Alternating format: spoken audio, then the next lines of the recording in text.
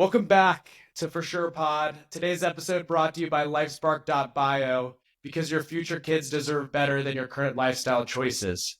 Our guest today is an athlete turned sports performance coach turned reality TV star turned actor. He's tackled opponents, trained elite athletes, and is now on camera. You might know him from his work on screen or his iconic moment on The Bachelor. Ross, can you introduce yourself to those who may not know you? Yeah, that's like the best intro I've ever had, I think, man. My name's Ross Jirgl. Hi, Ross.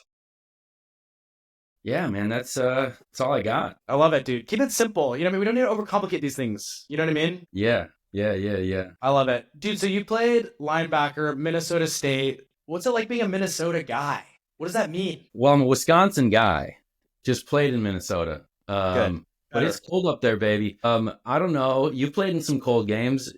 You played in games where they got to shovel off the lines so you can see where the ball is placed and 20 degrees, and you're putting udder guard on your arms that they put on cows' udders up in the Midwest so they don't freeze, and you're trying to survive out there. Yeah, dude. Shoot, man, I'm not mad. I'm living out here in Los Angeles now because those winters sucked. Yeah. Dude, do you think living in LA has made you soft? Yes, absolutely, dude, without a doubt. I'm like, why are my hands cold? Like I'm going for a walk. Like, why are my hands cold? It's in the 60s, yeah. Dude. Too cold for me, man. I was just in New York and it was freezing, and then I flew back. When I took off in New York, it was 30 degrees, and when I landed, it was 70 degrees in LAX. Yeah, and it feels nice. Feels great, dude. It feels great. I've just always been soft because I grew up in LA, but yeah, well, I knew that. Yeah, no, I mean, I'm a kicker, dude. Come on. At least, like, if you're soft, at least if you know you're soft, then it's kind of like if you're a douchebag. If you're a self-aware douchebag, I can be friends with you. You know what I mean? Yeah, yes, yeah. The self-awareness helps. I lack that almost completely. I put on the front. People got to know that, I'm a tough guy. You're a great guy, dude. No, you've always been really, really nice to me. You've always been a great guy. So you grew up in Wisconsin. Like, dude, what was that like? And then how'd you get to, like, talk us through football and then getting to Minnesota? How was that? Yeah, we can run into the full story here. I'm down. I'm here. I'm comfortable, dude. Wisconsin, man, simple life up there. Small town Wisconsin. Good group of friends, 4-sport athlete in high school. Dude, sports was, maybe for you, it was everything, right? All I wanted to do in the world was play football. And it was a singular vision, and that's all I wanted to do.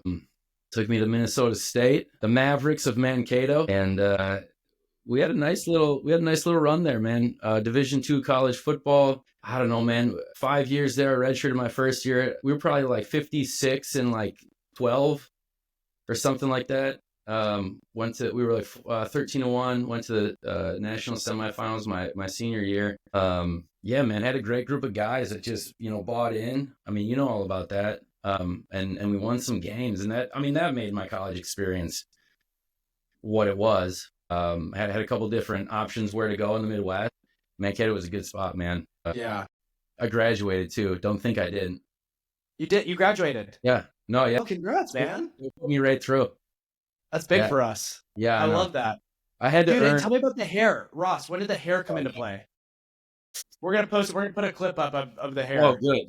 Yikes. Sophomore year, May redshirt freshman year, I shaved a mohawk in for the homecoming game. I'm like, I can't exist with the mohawk. So then buzzed it completely. And then 3 years straight, let it grow. And dude, I loved having the long hair. If I could go from what I have right now, right to long hair again, 100% would do it. You can't do the middle, but I love it. Dude, the middle sucks. Yeah, it's real bad. Dang. And what is it, dude? Is it just like you feel alive? Like what was it? Samson's hairbrush, dude? Does it just give you power? It's regal, man. Something about there's an alpha nature to it. Yeah, dude. You walk around. You don't give a shit. You just got this mop on your head. Yeah. Damn, dude. I love it. It was also in the Clay Matthews era. So like, I'm spraying it down with water and I'm whipping this thing and it's flying everywhere. Put the helmet on. It's draped like a cape out of your helmet. Felt like Superman. That's sick, dude. Wow, I love that. I never thought about it that way. I'm definitely gonna grow out my hair starting right now. So let's talk again in a year. Or you. We'll do a check-in. Dude, so football was your life then. is that how you started like to pursue a career in like being in ball, being a trainer? Yeah. Yeah, man. I was always a weight room guy. I think I was undersized, especially in high school. Got into college even as a safety. They converted me to a linebacker once I could pack on some pounds. I was always a weight room guy because I felt like that was the advantage, because it's like, well, shit, I can control this. So just pounded the weights as much as I could, and fell in love with the weight room. And my brother had become a position coach. He still is. He's a defensive coordinator out in Long Island right now. He like watching him do that, and he likes it. And we're both football guys, and I'm like, I think that might be where, let's stick with the athletics thing, because it's like, shit, man, I'm not getting a corporate job. Like, there's a bunch of shit you can do that you're going to hate. Dude, I got my degree in biomedical science, and I took the MCAT, and like, I had that vision down, and I'm like, looking at everyone else who's doing this that like loved it. Yeah. At the library till 2 a.m. I'm like, shit, guys, I got weights at 6 a.m. I got to get my sleep on. I just didn't care about it. I just didn't really care about helping people. I'm kidding. No, I get it. Dude, I definitely want to touch on the MCAT and all that stuff. I'm sure that will help you play a doctor in the future. But, dude, how was that putting on weight? Because I remember when I was a freshman at Stanford, there were guys who had to gain weight, and they would literally eat 7 meals a day. They would wake up at 3 a.m., chew muscle milks, eat 2 peanut butter and jellies, and go back to bed. It was disgusting. That was me, man. Our defensive coordinator, Joe Clanderman, who's at K-State now, he came in. Yeah. He came up to me and he was like, Yergs. He's like, you think you can put on some more weight? And I'm like 195 pounds. I'm a fairly big safety, 6'2", 195, and I'm like, Coach, hell yes, give my life for this team, man. Yeah. And I'm like, yeah, I can put on some more weight. And stalled for like 2 years at 205. Couldn't, dude, I was doing that. I'd wake up, stuff my face. I'd go to school, PB&Js in my pocket, eating as much as I can. Now, we didn't have the resources at, Mavtown like you did at Stanford, dude. That training table at Stanford was unbelievable. I gained a lot of weight at Stanford. It was the easiest thing in the world, dude. But I couldn't break 205 until like my junior year, got up to 225 in like, it might have been age or whatever. Finally got there, could throw some weight around. Finally felt like my body wasn't breaking, hitting, 325-pound linemen. But it was a chore, dude. I was breaking sweats in the weight room, breaking sweats at the dinner table. No stone unturned, man. Yeah. Whenever they sold me at GNC, I was taken. Yeah. Yeah, dude. Oh, my God. Dude, I started taking creatine when I turned 30. You'd be proud of me. I got my bench up to where it was when I was a 5th year at Stanford. I'm very proud of that. I was going to ask you what you've been doing since Stanford. I assume it's just bench press and biceps. Just literally bench and biceps, some triceps. Yeah. And then I'll walk on the treadmill incline, and then I'll go on dating apps. Beautiful. That's it, dude. Literally don't need anything else. That's a good multitask too, because you're an efficient guy.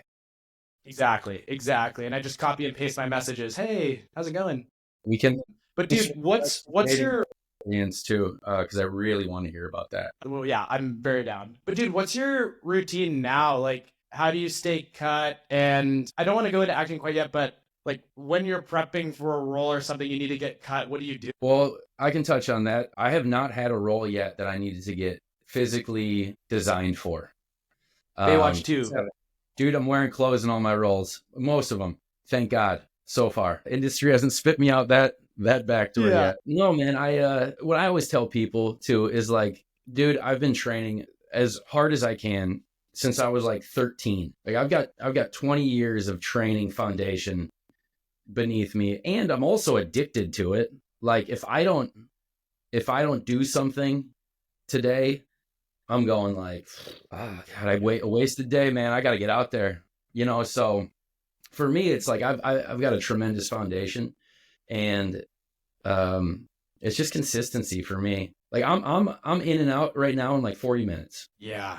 Like it's just efficient, dude. I know what I mean. I also have the experience too of that part of my life gave me a wealth of knowledge that I wish everybody could have, because I know how to take care of my body. I know when the time comes how to, change my body. If I wanted to put on 20 pounds right now, totally could. If I needed to get down to 150 right now, totally could. Both probably miserable, but I know how to do it. So I really appreciate having that experience, and dude, I'll carry that with me the rest of my life. Dude, totally. And how much of that is diet versus exercise? Man, it's 50-50. It really is. Everyone always says like, oh, you want a six pack, it's 90% diet. And I get it too, but like, you got to put in the work. You can out-train a bad diet. I mean, maybe Chad Ochocinco. You remember he was doing the whole McDonald's thing? Yeah, dude. Usain Bolt. I just saw this. He ate like 1,000 chicken nuggets on his time during the Olympics. Yeah. So like, I get it. Certain people have genetics. If you're fighting genetics, it's harder. But for the most part, man, you got to eat well. You got to train well. Yeah. The high level is like hit all your muscle groups, right? When I go and I think I warm up on the rowing machine, I do a push, I do a pull, I hit a shoulder, I hit an ab, and I hit a leg, dude, and I'm out. And obviously I mix it up, but like high level, that's what I do. Yeah, and it's about the level of intensity too. And it depends on how you're feeling that day. Maybe your central nervous system's a little fatigued. All right, maybe we're going to do a little high volume, incline walk, do the dating app thing for a little while. Hey, I got great rest last night. I'm fueled up. I'm ready to rock and roll. I'm going to pop in there. I'm going to heavy back squat, heavy bench press, heavy biceps. Yeah. Dude, totally. And so just for context for people, so you were one of my coaches at Stanford. You were one of our trainers, just getting jacked with us, dude. What was that like seeing it from the other side, being a player, and then now you're, training and yelling at me, get up, Conrad, run faster. And I'm like, I'm trying, coach. Dude, it was a great experience. I also really liked it too because, at the time of my life, I did that from 24 to 29. So like I had just, 23 to 29. I had just finished playing. And the first thing I did was I took an internship at Cal. Don't tell anyone. Go Bears. We'll cut that. Yeah, cut that.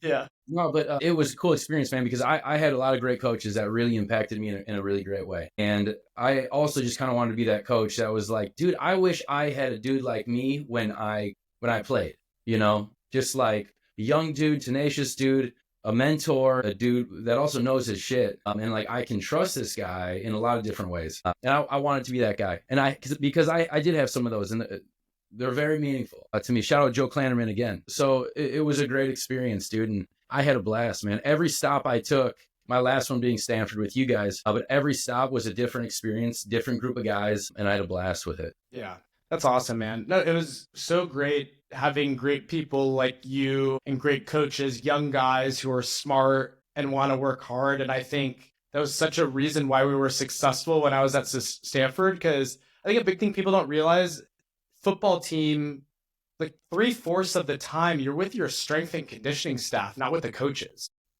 Oh yeah. Like the full off season, that's when you're building the culture, dude. So yeah, dude, it is. I mean, I want to say from a time perspective, like the hours of preparation compared to, I mean, even practice and stuff like that, dude, playing on a Saturday for 2 hours, like preparation is 98% of that sport, and of the preparation, yeah, we're probably like 70%. Spend all our time with you guys. Yeah, that was totally, awesome. dude. Build some great relationships, dude. It's the reason that we're talking 7 years after, I first meet you at Stanford. Totally, man. I could not agree more. You go through adversity with people and it builds a relationship that I think is deep. And to your prep point, like 99.9% of football is not the games. And even for me as a kicker, and I don't know how much this relates to being a linebacker, but mentally my like breakthrough as a kicker was once I've taken my steps and set up, the kick has already been made. All I need to do now is just literally go through my muscle memory. And I kind of like tried to disconnect the outcome with the process. And I was like, no, I'm just going to like take my steps and then I'm just going to kick the ball. And wherever it goes, dude. Dude, you played a different mental game. Yeah, fair. When I play. I mean, it's all for me, it's same thing. It's all pre-snap. It's all footwork. Bad steps take you out of a play quicker than good steps will put you in. So like, It's all pre-snap stuff, but it's all reaction once you play. But dude, it's not all on me. 3 seconds left. I gotta, put this baby through the uprights in Boulder in 2017 or whenever that was. What year was that? Yeah. 2015, dude. Yeah, I wish it was you 2017. remember too. Yeah, dude, I can't remember my tackles for shit. But you remember those kicks, man. For sure. Yeah, no, that's super fair. That's super fair. But yeah, man, I'm still super close with a lot of the boys, like all the football boys. It's just a different beast. Dude, so have to ask, was at Stanford, and I think it was the year that Bryce Love was in the Heisman race. And I remember you went on The Bachelor, and that day at media, you had like 50 media requests, and Bryce had like 5. Yeah. That was wild, dude. It was weird. Man, I remember walking into Turley's office and saying like, "Hey, dude, there's this personal thing I need to do." Good for him, man. He said, "Go do it." He said, "Don't live with regrets." So I did. I made a personal move. Didn't work out for me. Moved on from there. Yeah. Yeah. Dude, I remember coming back, and maybe some guys. Dude, I wasn't gone. I was gone for 48 hours. I come back and we go up to Washington and we whoop that ass. So like it was quick turnaround for me. But when it came out, I remember you guys supported the hell out of me, man. You guys absolutely did. Dude, we were talking about this before we started. Life is short, man. We're all gonna die, and I think you gotta just rip it. And I don't think anyone who is close to you would ever knock you for shooting your shot in anything. It doesn't matter, whatever it is. No, absolutely not. For sure, dude. And just like, we don't need to go too deep on it, but how did that even come about? Like, how do you even get on The Bachelor on an episode? Like, did they literally just fly you out and then all of a sudden the next day you wake up and you're on camera? Yeah. No one really knows how that went down. We had a bye week. I flew down here. My brother was living in LA. I flew down here, and I had my college running back lived down here too. It was Halloween. We did Halloween down here. And he kind of told me, he's like, "Hey, dude, your ex-girlfriend's on the show or whatever." And I was like, oh shit, yeah, I better do something about that. And I thought it was the right move at the time. Honestly, no regrets. I mean, looking back, like, would I do it again? No, but no regrets. Didn't want to be on the show, didn't want to be filmed, didn't want to be, but had something left in my heart, So I saw it through. But yeah, didn't go my way. What are you gonna do? Same thing we were talking about earlier, man. What are you going to do? What are you going to do? You're going to shoot your shot, dude. But kudos to Turley. For people who don't know, Turley was our strength coach, our head strength coach. Kudos to him for saying, like, don't leave anything on the table. I think that's good advice. Dude, it was a great little moment we shared together. And I respect him for saying that to me and allowing me to do it. Yeah. Dude, I went on a dating show. It's coming out on TLC, whatever, in May. And they were filming our first date, and it was so fake. Like, it was so prescriptive. They were literally like, I opened the door 10 different times, and they were like, "Oh, this time open it and say this." It was just so staged, even though it was supposed to be real. Was The Bachelor like that? Is it staged? Not for me, man. They let me do whatever I wanted. The only thing that I asked them to do is, I said, it had to be on TV. They weren't gonna, because I reached out to them.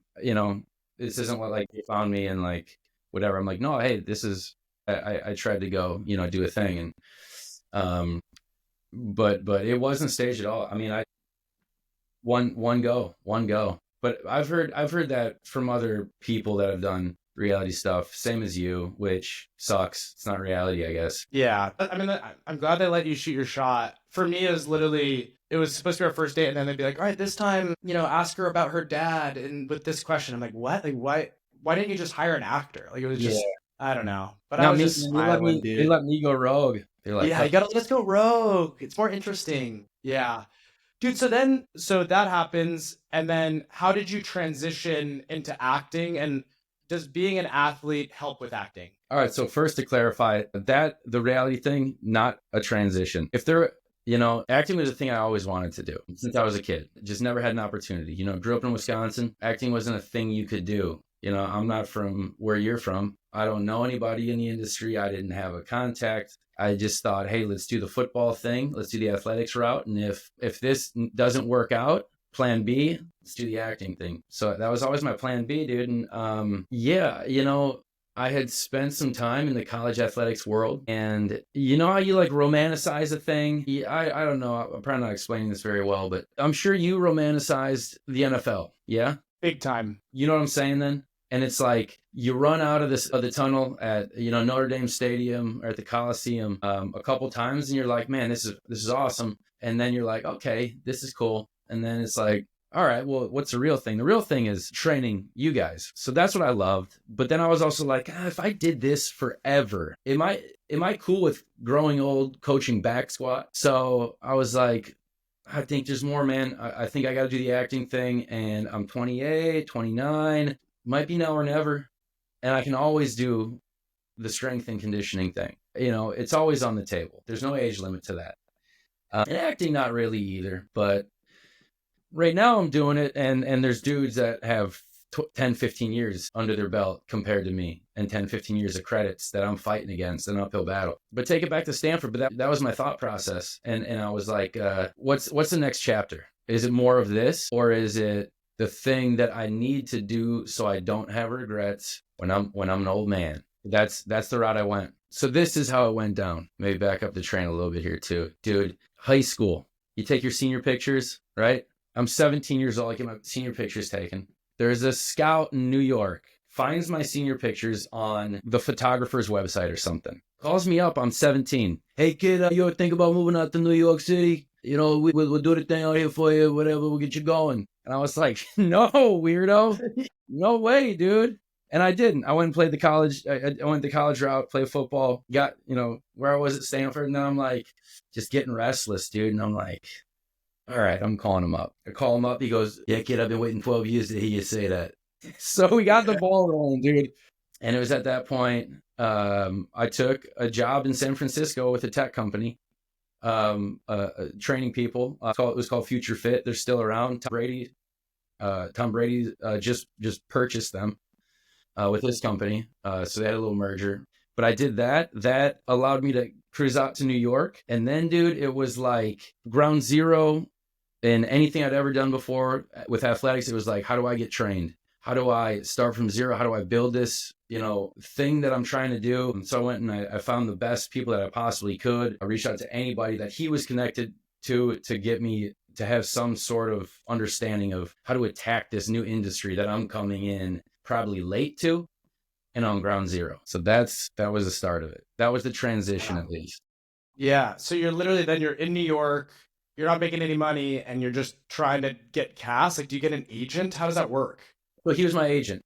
He was your agent. At the time, he was a scout. When I called him up, he's like, timing's a weird thing, man. If there's ever a time that I could help you, now is it. Because he wasn't a scout anymore. He was an agent, and they had a theatrical department. Well, timing's a weird thing. It was set up for me to start with a little bit of success. They're not a huge agency, a little boutique agency, but it was enough for me to go out on auditions and look like an idiot and, not know what I was doing. But you make those mistakes when the stakes are low. It's not like I was going in and flopping on Marvel auditions, Yeah. Dude, yeah. So when you're starting, is it really you just do a bunch of auditions, you go and you're like reading a script in front of people, and then they basically say, we like you or we don't? Dude, you never get feedback. Okay. And your only feedback is you booked the job. Anything else is, dude, I'm waiting on like 1,000 phone calls right now. Otherwise, of all these, you're never going to get a no. You just never hear back. They just ghost you. It's unbelievable. But that's the industry. Wait, dude, that makes so much sense. I made it to like one of the later rounds for the Bachelorette, and then I just got ghosted, dude. Yeah, it's just, there's no no's. Yeah. Oh, that's fascinating. Yeah, it's just, why would they tell you no? It's literally just a waste of their time. Dude, to even get an audition, a casting director's looking at like 2,000 headshots. And then they go like, does this guy fit the role? This guy, and it's like, next. Give him an audition. Next. Give him an audition. Next. And then of those, I don't know, 2,000 people, maybe they'll select 50 to audition. But that's still 50 audition tapes they got to watch. It might be less. And then you do the audition, you turn it in, and then if you get a call back, you're probably one of between 3 to 5, I'd say. And then for them to choose you have to get yes by you got to get yesed by everybody. Like a long line of people that all say, yes, this is the guy. Like, dude, the last job that I worked for FX, there was probably a laundry list of 15 people. And it's the casting associate to even pick you, casting director. And then it starts to be the creatives. It's the director who's going like, yeah, I could work with this guy. And then it gets into the studios, and it's the studio executives, and it's the producers and everybody like that all have to sign off on you. So it's a long process, man. So just getting the auditions a win, getting a callback, major win, getting to, hey, you're pinned for the role, which still doesn't mean you have it, but you're pinned for it. Huge win. And then I never hear anything sometimes. And you're like, dude, I jumped through a lot of hoops. I laid it out. I gave my best. I laid it all on the line. And then, man, so like I do shit and I just forget about it. I put my best work out there. It's the best I got. I forget about it. And if I get a call later, cool. If I don't, I did it, and I did it for me, and now I'm moving on. Yeah. Gosh, my business brain sounds like sales. You just, in the sense that it's a funnel. You gotta send 1,000 emails to do 100 calls to get 10 meetings to get one yes. It's so much of being able to you need to be okay with being said no to. Dude, that is all I hear, man. So, and same thing for you. You have to become immune to it. Like, I'm catching no's left and right, and and not even no's, just ghosting you. When you're like, enough time has passed that's a no. Yeah. But then you get the yes, and you're like, yeah, okay. And then you do the job, or you make the sale, and then you're like, yeah, this is what it's about. This is why I'm still doing this. This is the guy. Yeah. Dude, and what's the hardest thing to learn as an actor?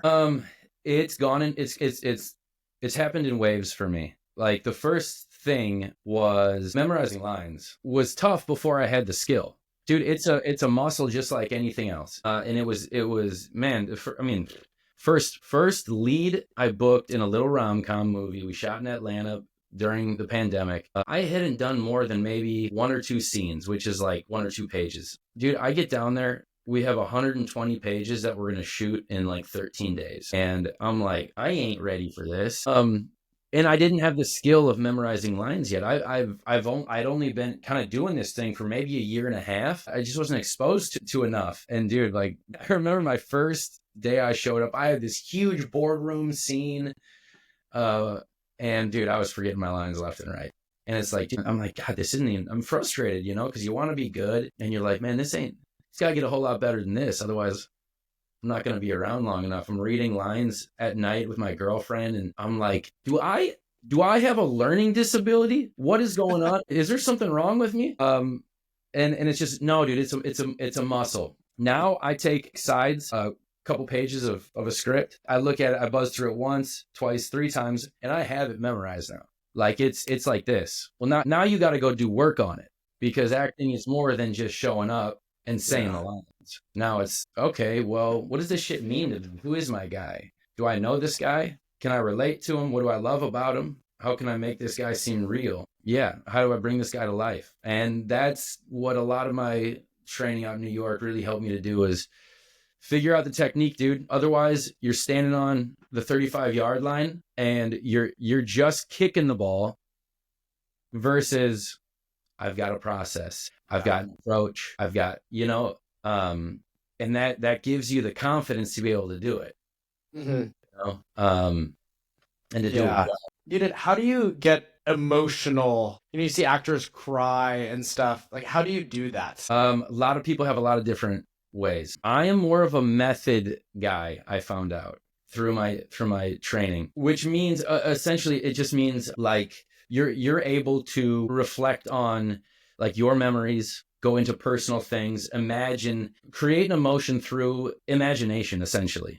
Some people are like, oh, my dog died. Oh, okay. I cried then. Maybe I can tap into that. And it's like, yeah, maybe once, maybe twice. Yeah.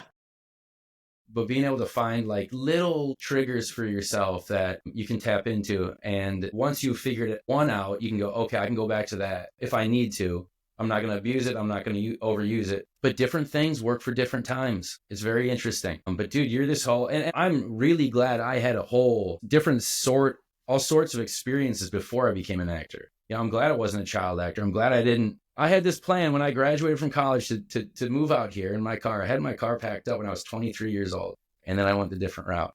But I'm glad that didn't happen to me. I'm glad I had this whole life before, and I'm doing this at 29, so I can tap into different aspects of my life. I've got heartbreak in different ways. I've got more life to pull from, and it's easier when you have more life. From a method, from an actor's perspective. And so many scenes are just you standing and listening or walking. Is it really repetitive and boring when you're actually filming, 130-page script that you're in? No, the action to cut is the best part. And when you get more chances, you get to do more things. Hey, and I love working with great directors. They're like, hey, we got that one, now do one for you. Or they'll go like, hey, try something different. And you get to like, that's where you get to be creative. The things that suck is when you show up on set and you're in your trailer and you're sitting there, and I'm there at like 8 a.m. and I know I got to go film something at like 5 p.m. So I'm like sitting there all day. And then they come and get you at like noon for hair and makeup. You go into the hair and makeup and you go sit in your trailer, and they come get you for wardrobe. And it's like, those are the times where it's like, God, this sucks. But then you step on set and dude, you're in the arena. You're in the world that it was built for you, wherever this character needs to be, and it's action. And now it's the follow through, now it's playtime. Yeah, totally, dude. So there are aspects. Yeah. And dude, how was playing Brady, Tom Brady? Dude, that was a very cool experience. I had auditioned for the casting director. A couple different shows within a couple weeks prior. And I didn't get that job, but then you get a different audition from them and you're like, oh, okay, they liked what I was doing. Didn't get that one. And then they had me audition for a different role on American Sports Story. Didn't get that one. Another one that I didn't want to do. And then finally I get Tom Brady from them. So it was like a weird succession in maybe like a 2-3 week period of time. Yeah, I do the Tom Brady audition. And then they're like, all right, this is the guy. But dude, I shot that thing for like 4 months. I can't tell you how many spray tans they gave me. I'm like, was this dude that tan? Because I don't think he was that tan. They cut my hair Tom Brady style. They gave me highlights. I'm like, did 2012 Tom do the highlight? Was this part of his shtick? Well, he had pretty bad haircuts, if I'm not. Yeah. But yeah, dude. So I get to set, man. It's crazy coming from that sports background, and you get the first time I ever played a football guy, and it's Tom Brady, super cool. But I slap on the 12 Patriots jersey, and the thing that guy has done for football, and for the 12 Patriots jersey, dude, people were looking at me like, and they got me done up like Tom Brady, and like for a second you can see like go like, is that Tom? Oh no, it's not Tom. Just a crazy experience, man. They gave me a quarterback coach. I was out there working on my spirals, Tom Brady's footwork, trying to do everything as precise as possible to 2012 Tom Brady. Kind of had this over the top 3/4 release. Mm-hmm. I'm a meatball thrower, so I had to work on that. But it was a cool experience, man. Yeah. Big budget sets. Things were crazy. You had jibs filming from here. You had drones over here. You had rovers like running along the sidelines. You had a guy with a steady cam, and they're just shooting everything. We had NFL Films crews in the stadiums with 1600 millimeter lenses. It's like a telescope. And so like from the top of the stadium, they can get in here on you. So I'm in there like barking signals, and like the dude's like in my face mask. They had some cool stuff going on. That's epic. Dude, I'm glad they cast you because at least you're a ball guy. I feel like whenever you see the standard football player on TV or in the movies, they literally can't throw a football. It's just so not believable. Yeah. You could tell who were football guys there. And there were plenty. Yeah. But it makes it real. It's a tough sport to play if you don't know. For sure, dude. For sure. Yeah. I don't know if they knew that about me. I really don't know if they knew that I had played or not, but it definitely helped me. I guess that just shows they care so much about looks, which I think maybe is annoying or maybe helpful when you don't get cast, where it's just thinking, damn, so much of this is out of my control. It's literally just how I look. Dude, you probably have less than, that's the thing too. You probably have less than 10% control. Like for me, acting, like doing great acting is probably less than 10% of booking a job. It comes down to so many other things. and the reasons that you got to get all those yeses. So there's the taxi cab theory from the show Sex and the City that says at some point in a man's life, his cab light just turns on and he's ready to get married. Do you think that's true? And do you think that applies to you? Boy, I don't know. I've gone in waves in like the last 10 years. You know, it was weird. I think I had more a sense of urgency about it maybe in my mid-20s. And then I gave a shit. And then I was like, oh, maybe it's something I want to do again. And then I was, and like, you know, I don't know. Don't let my girlfriend hear this, but maybe I should just stop. We'll get it.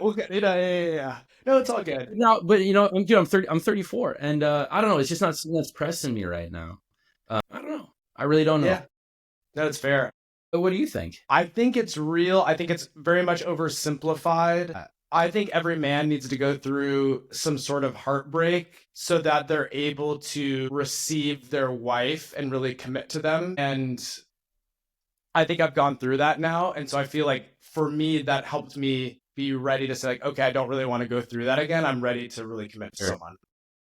Yeah, it's tough. Yeah, you're ready to commit. If you're not ready to commit, then you're wasting your time. For sure, dude. For sure. Well, dude, so we're going to change gears a little bit here. We're going to go to the speed round. I'm going to give you a quick speed round. Quick question, dude. Just give me a one-word answer if you can. All right. Worst thing about Hollywood? Actors. Biggest red flag in a woman? A broken phone screen. Ooh, that's a good one.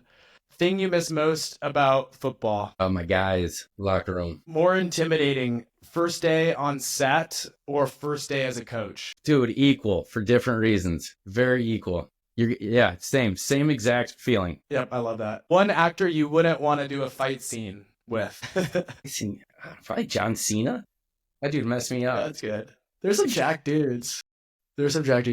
What's your dream role? Oh, baby. I don't know, man. If I knew what it was, I'd create it for myself, I think. Just something that lets me explore a lot of different things, a lot of different characters within the same role. Something that takes me way outside myself. If acting was a sport, what would your position be? Quarterback. Yeah, Tom Brady. What's more painful, messing up your lines on set or leg day? Lines. Worst first date? Worst first date? Yeah. Oh, dude, I gotta go back some years here now. Dude, I don't even know. I don't know. Go back. I'm probably I'm like the first date champion, man. I love that. No. I love that. What's the craziest DM you've ever gotten? Dude, how about I want to drink your backwater? Yeah.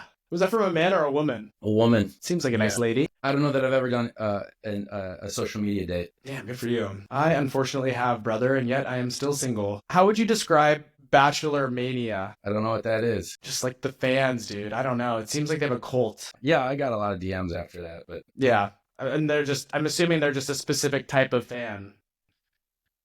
Pretty committed. Yeah, I don't know. Yeah. And then last one, dude. What's next for Ross Jirgl? Man, life's in chapters, you know? I'm liking this chapter right now. And I think it's just growth within this chapter. I love it, dude. More. I love it. No, Ross, this has been awesome. That's it for the speed round. Anything else, dude? You stand on your soapbox. Anything else you want to say to anyone on planet Earth? And then I'll let you go, brother. No, man, I don't have a soapbox. No soapbox, dude. I love it, dude. Well, Ross, you're the man. Great catching up. Thanks for coming on. Be sure to like and subscribe for Sure Pod. We're growing. And check out lifespark.bio to get your boys right. Ross, thanks for coming on, brother. I appreciate your time. Thanks for having me, brother. Good seeing you again. Good to see you, man. Peace.